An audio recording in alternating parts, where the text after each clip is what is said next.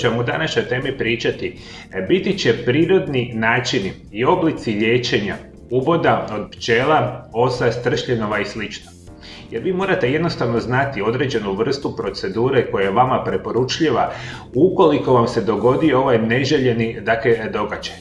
Kako vrijeme postaje toplije, što se više ili što jesmo u proljeću, kasnije u ljetu i slično, puno više vremena osobe provode vani, u prirodi, u dvorištu i slično, i vrlo je pametna ideja da vi jednostavno imate prirodne oblike liječenja samih ovih uboda. Oni se relativno često događaju i ukoliko je jedna od ovih priča prisutna, zna se u statistikama da otprilike, ajmo tako reći, 2 do 3 osobe na 1000 doživi alergijsku reakciju tipa kad vam odmah treba hitna medicinska pomoć.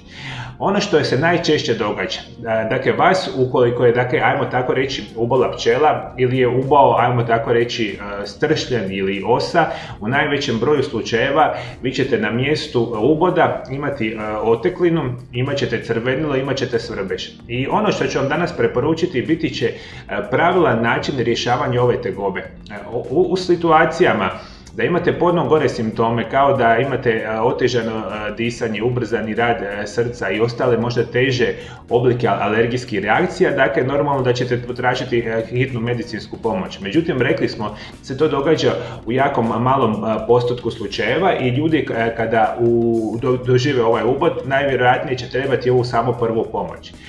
Prvi korak što ćete morati napraviti je definitivno da morate uzeti i ukloniti žalac iz vaše kože. Jer ono što je sigurno, kada vas ubode pčela ili osa, lako je moguće da vaš žalac je ostao unutra. I vi njega jednostavno morate izvući, njega ćete lako prepoznati kada vidite vaš ubod i da vidit ćete malo crnu točku da je prisutna, ona je kao takva, a trebala bi se izvaditi. A najbolji način vam je da izvadite ovaj žalac je da uzmete neki predmet koji apsolutno nije oštar, to vam je prvo, poput recimo ruba nokta, drugog nokta, ili recimo imate onaj dio kreditnih kartica ili slično, pokušajte izvući. Nemojte, iako vam se možda čini dobra ideja, pokušati izvlačiti pincetom ili nekakvim drugim oštrim predmetima, vaš žalac, jer bi mogao na kraju krajeva ugurati još više otrova u vašu kožu. Pokušajte na što lakše i jednostavnije načine izvaditi žalac. Drugo što morate napraviti, to je potpuno jednostavno, morate dezinficirati samu ranu sa raznim dezinficijencima koji bi trebali imati u svojoj kućnoj upotrebi.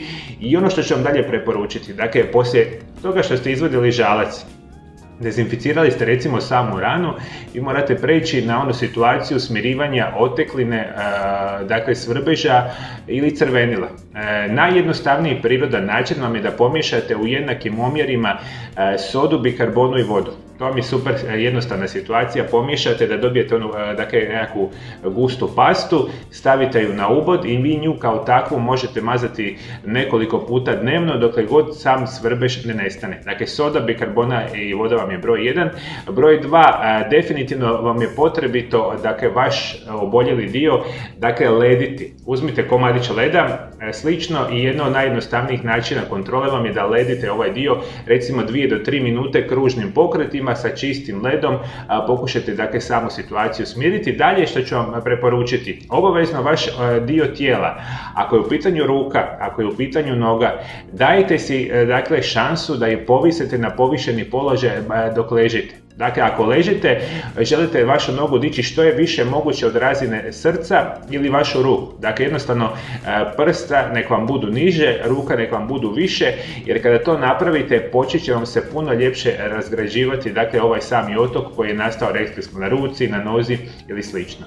Ono što ću vam dalje preporučiti je definitivno jabučni ocat. Jabučni ocat itekako možete staviti kao, ajmo tako reći, na tupferiće, gaze i slično, isto kao lijepi oblog vam jako dobar.